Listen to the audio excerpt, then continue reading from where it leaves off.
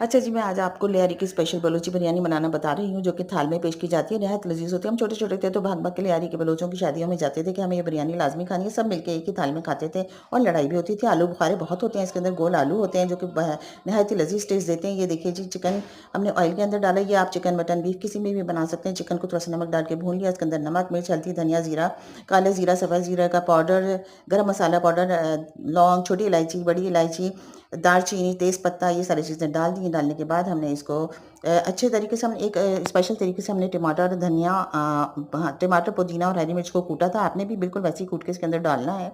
इसको डालने के बाद इसकी भुनाई कर ली, ब्राउन की भी इसके अंदर प्याज डाली, जिसका तरीका मैंने आपको बताया था।